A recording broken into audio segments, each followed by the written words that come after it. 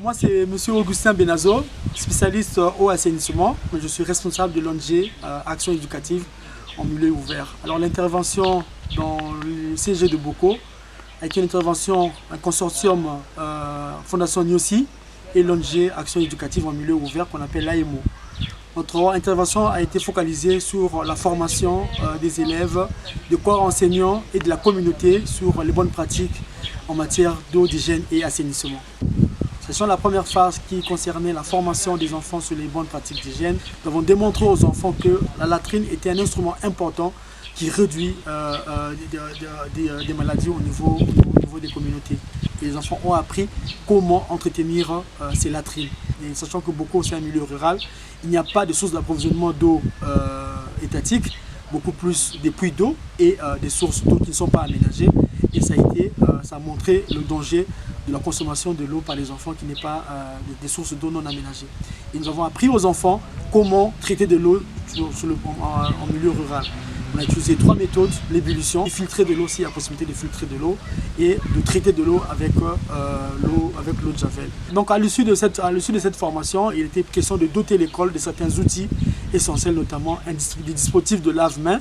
Nous avons voulu fabriquer un outil communautaire où facilement n'importe qui dans le village peut se fabriquer un dispositif de lavage de mains. Et donc c'est un dispositif qui est mis en place au niveau de la latrine et au niveau de la salle de classe. Ça permet aux enfants de se laver les mains après l'utilisation de la latrine, également pendant qu'ils veulent manger quand ils sont en classe.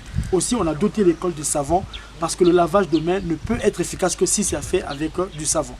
Voilà. Ici, on a dit s'il n'y a pas de savon, ils peuvent utiliser la cendre du bois. Et aussi, on a doté l'école des bacs à ordures au niveau des salles de classe, afin que les enfants jettent les déchets et après que ces déchets seront pris dans le bac à ordures pour être jetés dans le trou à ordures. L'école a été dotée d'un comité de gestion qui est composé les élèves, le corps enseignant, le comité de quartier et l'association des parents d'élèves.